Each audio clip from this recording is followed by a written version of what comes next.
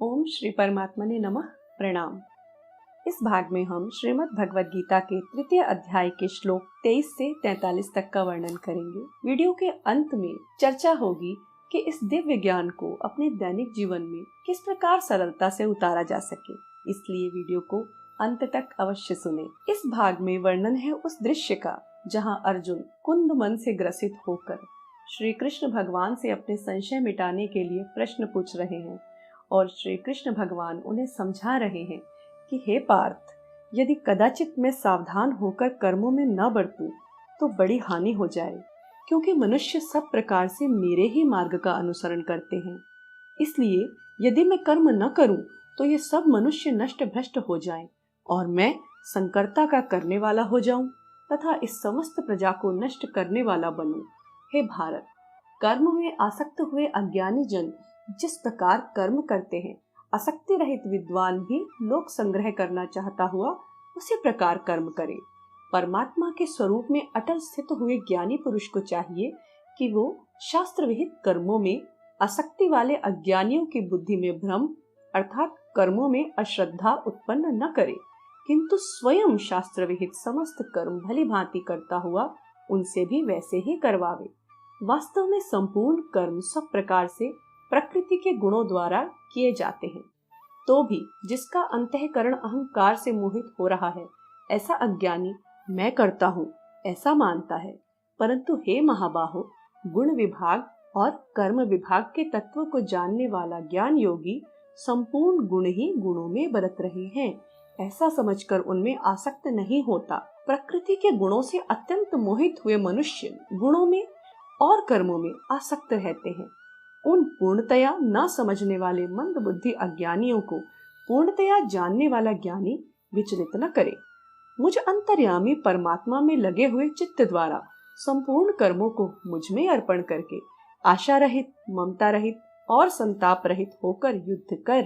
जो कोई मनुष्य दोष दृष्टि से रहित और श्रद्धा युक्त होकर मेरे इस मत का सदा अनुसरण करते हैं, वे भी संपूर्ण कर्मों से छूट जाते हैं।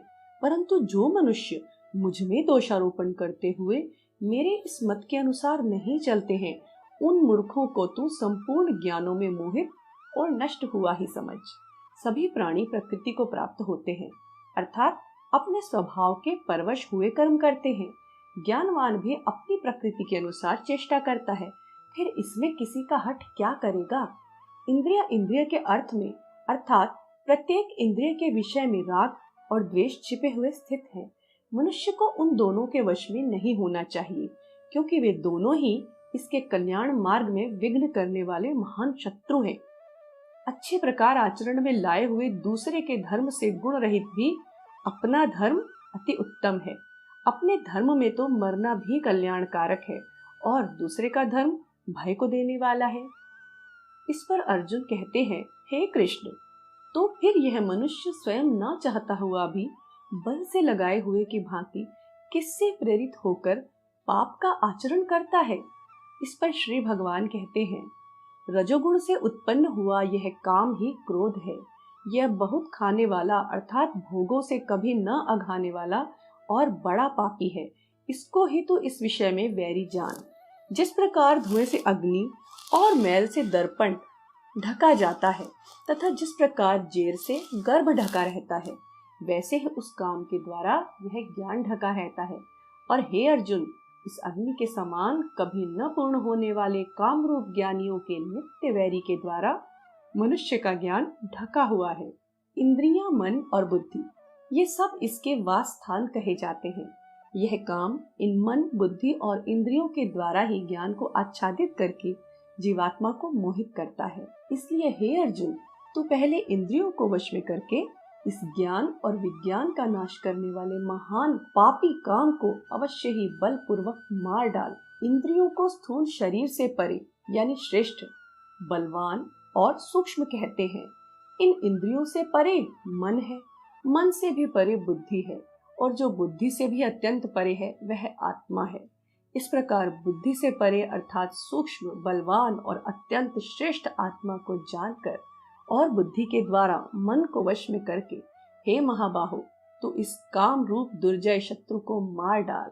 यहाँ पर श्रीमद् भगवद गीता का तृतीय अध्याय संपूर्ण होता है। यदि हम इस दिव्य ज्ञान को अपने सामान्य जीवन में उतारना चाहें तो वह कुछ इस प्रकार होगा कि हमें, हर व्यक्ति को आसक्ति मोह से रहित होकर अपना कर्म करना है। जो मनुष्य परमात्मा में श्रद्धा और बहुत विश्वास रखने वाले हैं, वह भी ऐसा न करे कि स्वयं को परमात्मा पर छोड़ दे, भाग्य पर छोड़ दे और स्वयं कर्म न करे, और दूसरों को भी कर्म न करने की प्रेरणा दे कि जो भाग्य में होगा वह हो जाएगा।